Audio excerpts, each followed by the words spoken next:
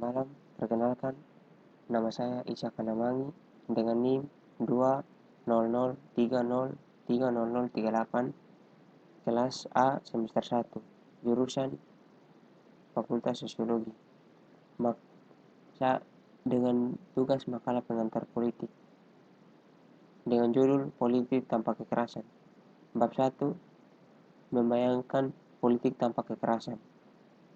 Kita tidak akan memulai membayangkan politik tanpa kekerasan kecuali kita memilih untuk menghadapi kekerasan yang tidak serta-merta menyentuh tubuh kita sendiri. Begitu pula yang terjadi. Ini adalah jalan untuk melihat kekerasan sebagai fenomena dengan perbedaan tersendiri. Alih-alih sebagai alternatif sebagai kekerasan politik, tetap dijiwai oleh kegagalan kita untuk menanganinya. Hal ini pada gilirannya berarti bahwa politik tidak hanya sering gagal menangani kekerasan, tetapi juga gagal menangani konflik secara efektif dan produktif. Latar belakang kekerasan di Suriah pada awal penyusunan buku pada tahun 2015, terjadi pembakaran hidup-hidup pilot Yordania oleh ISIS atas nama proyek politik pembangunan negara yang diakui. Di Mediterania dan Aegean, lebih dari 8.000 warga Afghanistan, Suriah, Eritrea, dan lainnya dari Afrika pada khususnya melarikan diri dari perang dan kemiskinan, tenggelam antara September 2015 dan September 2017, dan banyak lagi sejak saat itu. Ini adalah kematian yang bisa dihindari akibat eksploitasi oleh para pedagang manusia atas kesengsaraan dan mimpi manusia. Pada 2017, mulai bermunculan berita tentang bagaimana mafia telah menyuap ke kamp pengungsian dan migran di Italia Selatan untuk bertujuan perdagangan manusia dan kekerasan seksual. Smith mengangkat beberapa masalah yang sangat mendalam hubungan dengan sifat politik dan gagasan tentang negara. Dia berusaha untuk menunjukkan bahwa politik membutuhkan perbedaan terakhirnya sendiri, di masa semua tindakan dengan makna politik yang spesifik dapat dilacak. Bagian 3, kekerasan dalam politik alternatif kritis. Hannah Arendt dan Karl Marx dan Jürgen Habermas juga penting di sini, mencerminkan pasca Perang Dunia Kedua hingga dekade pasca Perang Dingin, di mana pemikiran politik dengan cara baru dapat dilakukan sebuah fasis barat yang selama beberapa dekade bertepatan dengan kekuasaan kontra komunitas dan pengaruh ide-ide sosial yang sedang berlangsung, membangkitkan minat baru pada hak-hak sipil, politis, dan sosial. Kritik-kritik Arendt. Kritik pertama Arendt adalah tentang apa kekerasan dapat dibedakan dari kekuasaan. Arendt bukanlah seorang pasifis. Dia menjelaskan bahwa kekerasan bisa dibenarkan.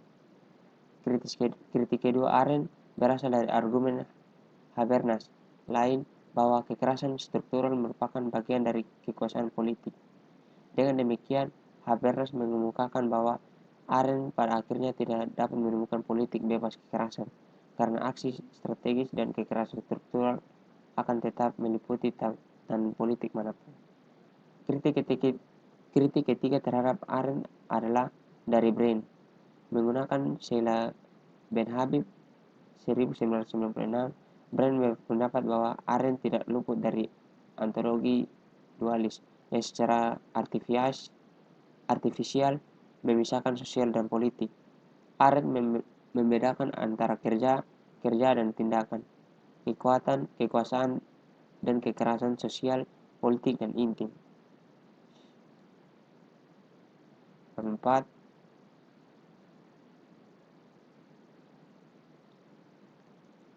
Kekerasan dan perwujudan akal. James Dodd 2009 membahas inti dari tantangan berpikir tentang kekerasan. Dodd menempatkan kesulitan bagaimana tempatnya untuk berpikir tentang kekerasan sebagai titik awal untuk menganalisis sebagai sebuah fenomena kedua. Fenomenologi kemungkinan kita akan menemukan masalah kekerasan dalam pengalaman, tetapi khususnya dalam pengalaman yang terkandung filsafat fenomenologis muncul sebagai kritik atas dominasi ilmu-ilmu alam dalam menjelaskan mereka tentang tubuh. Banyak ahli teori sosial juga mengkritik ilmuwan alam dan ahli fenomenologi untuk kemudian difokuskan esensi atemporal dengan mengorbankan letak sejarah dan budaya. Benke 2010 banding 231. Dengan demikian, pernyataan tentang tubuh, pikiran, dan pengalaman adalah bidang yang penuh dengan kontroversi antara filsuf, ilmuwan sosial, dan ilmuwan alam. Ini sangat memperumit kemungkinan untuk mencapai pemahaman minimal yang bersama tentang kekerasan. Pemahaman mendalam tentang penyangkal manusia tentang kekerasan dapat ditemukan dalam eksplorasi kekerasan dan pengorbanan oleh Ren Girard, di mana pengorbanan adalah tindakan kekerasan dilakukan terhadap korban pengganti. Girard adalah seorang sejarawan sekaligus filsuf dan kritikus sastra. Wawasannya tentang kekerasan melintas semua disiplin ilmu, sumber kekerasan, dan kata Girard ditransfer melalui pengorbanan di luar tubuh lain. Bab 5. Perbedaan kekerasan dari tubuh biologis ke tubuh sosial. Perang Dunia Kedua dan Perang Dingin oleh perdebatan psikoanalisis evolusioner dan sosiobiologis tentang agresi manusia. Serangan proporsi yang jauh lebih kaya dan lebih bernuansa telah muncul melalui vitalitas luar biasa dari bidang ilmu baru seperti neurobiologi, genetika, dan epigenetik. Hormon adalah bagian yang sistem endokrin dan bekerja di otak dan aliran darah. Sistem neurodoktrin terus-menerus merespon pemikiran saraf yang berubah tentang keselamatan, penghargaan, dan stabilitas, sinyal, dan lingkungan. Peran testosteron sangat penting dalam biologi agresi dan kekerasan, karena ia dianggap sebagai hormon laki-laki dan banyak bukti bahwa sebagian besar kekerasan dilakukan oleh laki-laki terhadap laki-laki, khusus laki-laki dan rentang usia tertentu, seperti yang diungkapkan Pinker dengan penuh warna. Naik turunnya testosteron selama rentang hidup berkorelasi lebih atau kurang dengan naik turunnya sifat suka melawan pria. Testosteron adalah androgen atau hormon pria yang dimiliki wanita, tetapi dalam kadar yang jauh lebih rendah daripada pria. Hal ini terkait dengan proses diferensiasi jenis kelamin yang dimulai setidaknya pada minggu-minggu awal kehamilan dan mempengaruhi diferensiasi seksual dan dalam pola perilaku setelah lahir. Sangat menarik bahwa meskipun kami merasa sulit mengembangkan bahasa untuk kekerasan, ahli biologi sering berbicara tentang zat kimia saraf dalam tubuh kita sebagai kosakata emosional bawah sadar, di mana neuropeptida paling baik dipahami sebagai konsep penyusun kalimat untuk berbicara, karena proses peristiwa eksternal secara internal agar tubuh dapat mempertahankan keadaan yang baik. Bab 6. Perbedaan kekerasan dari badan sosial hingga badan politik. Ide kekayaan bahwa kekerasan adalah sosial dan budaya sebagai sumber daya kemungkinan kita untuk melihat kekerasan sebagai unik di antara tindakan sosial. Differentes yang sepatutnya baik atau praktis berperan serta tujuan simbolik ekspresif. Ada beberapa pengakuan lintas budaya minimal tentang apa yang dilakukan tindakan kekerasan terhadap tubuh. Meskipun arti dan sanksi sangat bervariasi, berubah sering waktu, bagi Riches, sifat-sifat kekerasan ini disebabkan oleh kenyataan bahwa praktis kekerasan sangat terlihat oleh indera. Dan memang pembahasan ini tubuh biologis mengungkapkan bahwa dan tepat beberapa sensasi tubuh terhadap rasa sakit, ketakutan, stres, dan sensasi lainnya. Kekerasan juga membutuhkan kotak alat teknis yang canggih agar bisa efektif.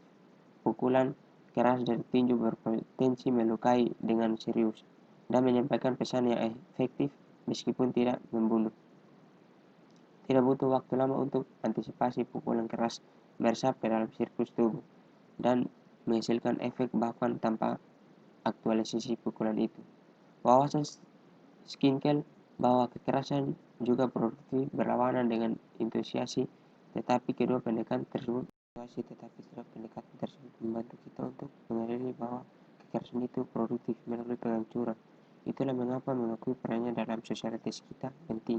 Namun, meski kekerasan mungkin merupakan sosialitas kita, itu tidak harus merupakan politik kita. Ini justru karena kita semakin tahu tentang mekanisme jasmani dan sosial yang mengubah agresi menjadi kekerasan. Dan salah satunya adalah politik itu sendiri. Melainkan mencari cara untuk memahami sebagai fenomena yang dapat menerangi arti penting yang sedang berlangsung keformasian dan praktik politik, dan bagaimana ini gilirannya memproduksi kekerasan di seluruh ruang sosialisasi, termasuk ranah politik.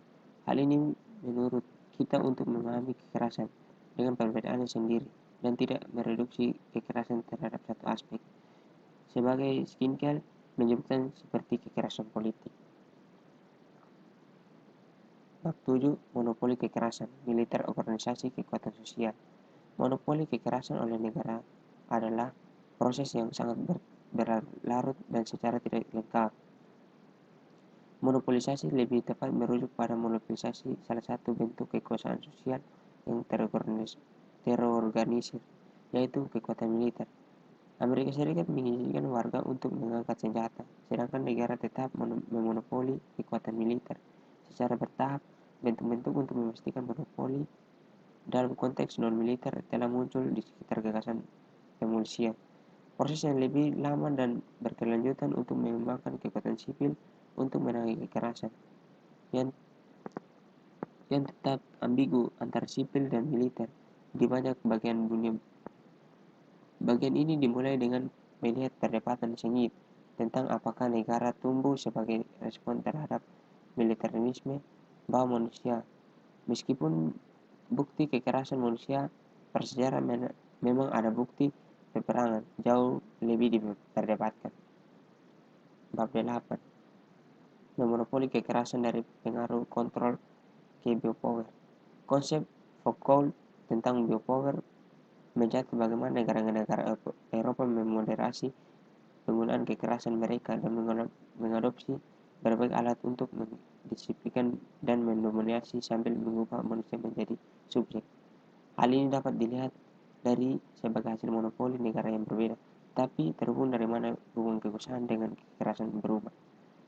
Foucault dan Elias memiliki pendekatan berbeda untuk sosialisasi, kontrol sosial, dan pengendalian diri, serta proses sejarah tertentu sebagai penurunan hukuman yang kejam.